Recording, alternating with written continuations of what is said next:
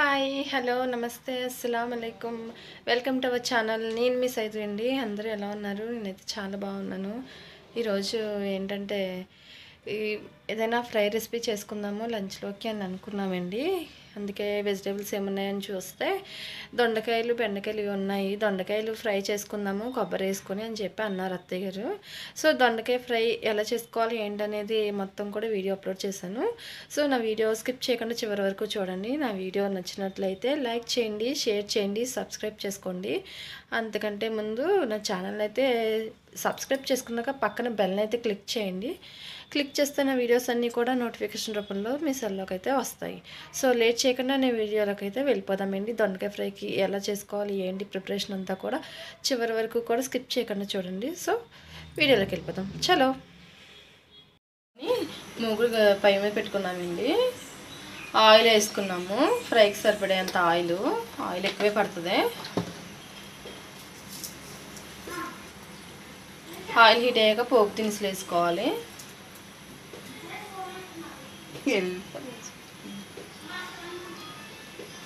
First ఎల్లుల్లిపాయలండి, పప్పు పచ్చనిపప్పు, జీలకర్ర, ఎండుమిరకాయలు. ఎల్లుల్లిపాయలు హీట్ అయిపోయాక పోపు దినుసులు వేసుకోవాలి. శనగపప్పు, సాయిమినపప్పు, ఆవాలు, జీలకర్ర, ఎండుమిరపకాయలు ఇవి బాగా వేగిపోవాలి.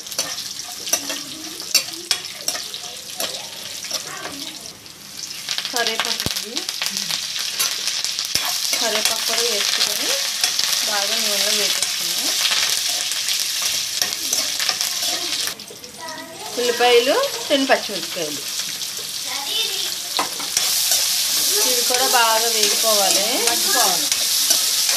నూనెలోనే మగ్గిపోవాలి. ఆయిల్ వేగిపోయింది ఆనియన్స్. ఇప్పుడు దొండకాయలు వేసేసుకున్నాము.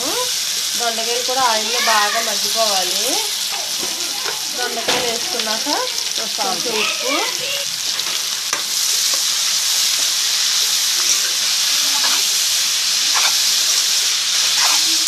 వేసేసుకొని కలిపేసుకోవాలి బాగా.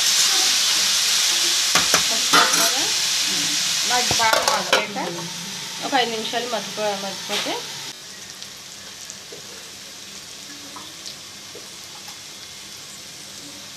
కారం చిన్నది కదా 1 2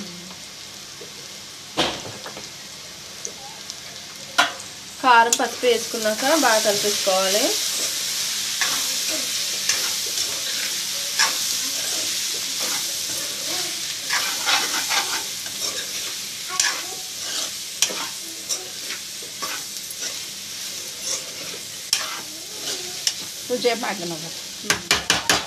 కొంచెంసేపు మగ్గాలండి. ఇంకా మగ్గిపోయింది. ఇప్పుడు కొబ్బరి వేసుకుంటాము. లాస్ట్లో కొబ్బరి వేసేసుకోవాలండి. కొబ్బరి వేసుకున్నాక 5 మినిట్స్ మగ్గి పెట్టేసుకుంటే రెడీ అయిపోద్ది దొండకాయ ఫ్రై.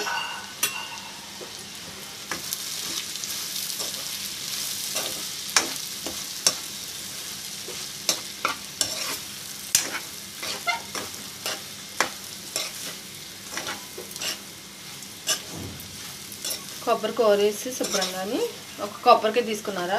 ఒక కొబ్బరికాయ, 1 కేజీ దొండకాయలు కోరేసి శుభ్రంగా కొబ్బరి మిక్సీలో ఆడేసారు.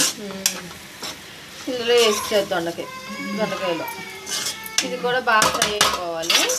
ఈ మగ్గిపోతే 5 నిమిషాలు అయితే మగ్గిపోయినట్టే కర్రీ. మగ్గిపోయిందండి దొండకాయ. ఇప్పుడు శనక్కాయలు వేపించుకొని పౌడర్ చేశారా? పౌడర్ చేసాం. పౌడర్ చేస్తే అది ఇందులో వేసారు. బాగా కలిపేసుకోవాలి. వేసుకున్నాక